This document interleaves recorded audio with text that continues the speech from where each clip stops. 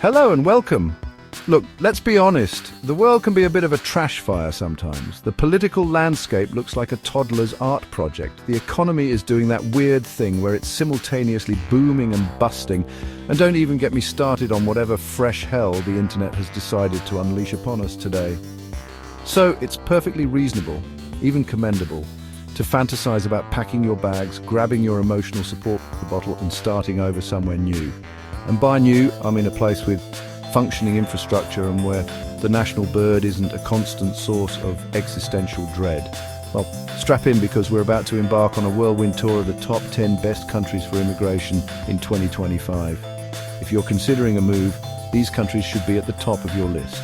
We're talking solid healthcare, decent wages, and a government that isn't constantly teetering on the brink of collapse. Let's dive in, shall we?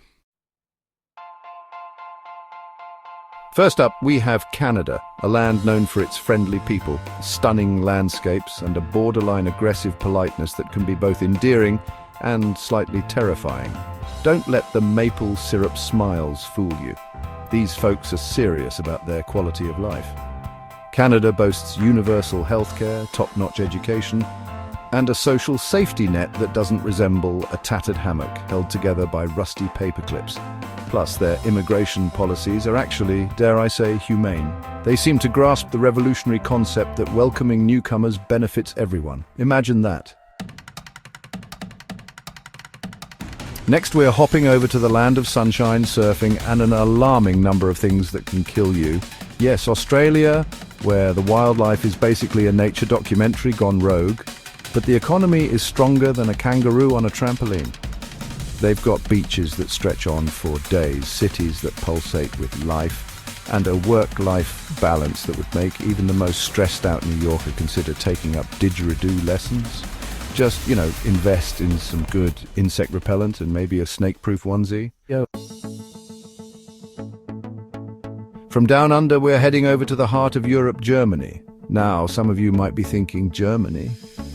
Isn't that where they're obsessed with rules and sauerkraut? And to that I say yes, but also so much more. Germany boasts a robust job market, particularly for engineers, scientists, and anyone who can say supply chain management in German without breaking a sweat. Plus, their healthcare system is the envy of the developed world, and their public transportation actually runs on time. The downside? Be prepared to learn the art of garbage sorting, because in Germany, recycling is practically a religion. Calling all hobbits, elves, and people who just really like breathtaking scenery. New Zealand is basically Middle-earth, without the constant threat of being eaten by a giant spider. This island nation is known for its stunning natural beauty, from snow-capped mountains to pristine beaches. But it's not just pretty pictures. New Zealanders, or Kiwis as they like to be called, are notoriously friendly and welcoming. And the country consistently ranks high in happiness and well-being. Plus, the food scene is incredible, with fresh seafood, world-class wine, and of course the national delicacy, the humble meat pie.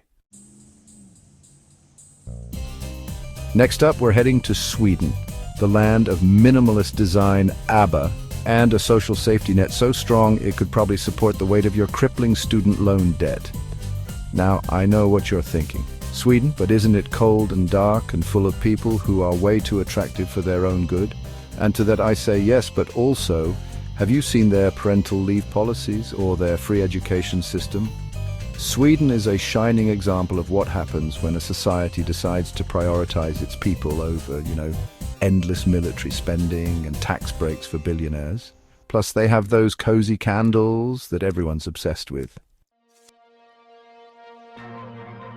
Let's be honest, after Brexit, even the Brits are questioning their life choices.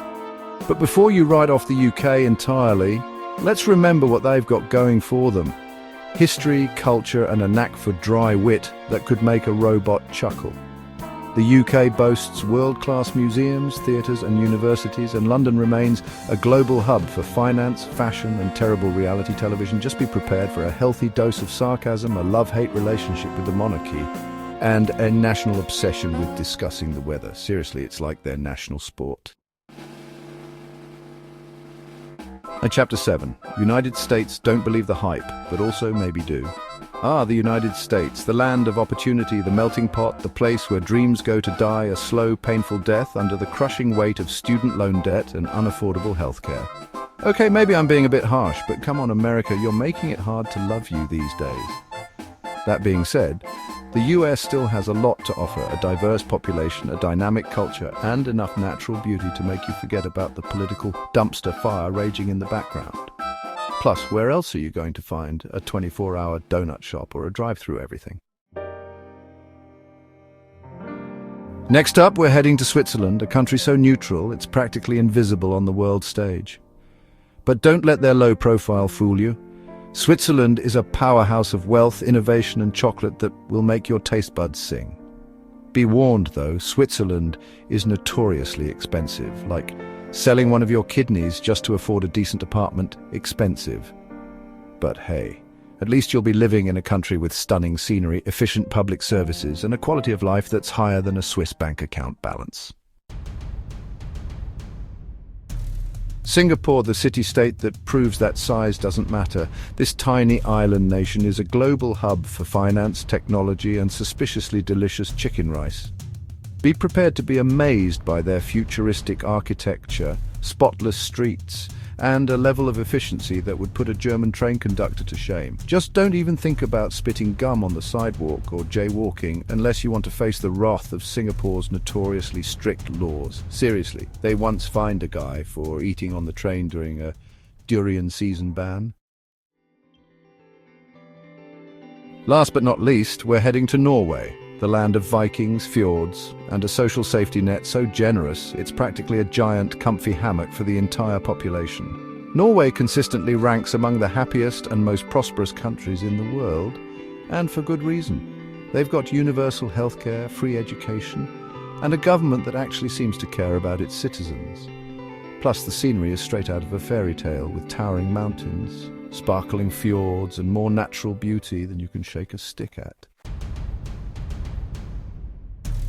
So there you have it, folks, our whirlwind tour of the top 10 best countries to immigrate to in 2025.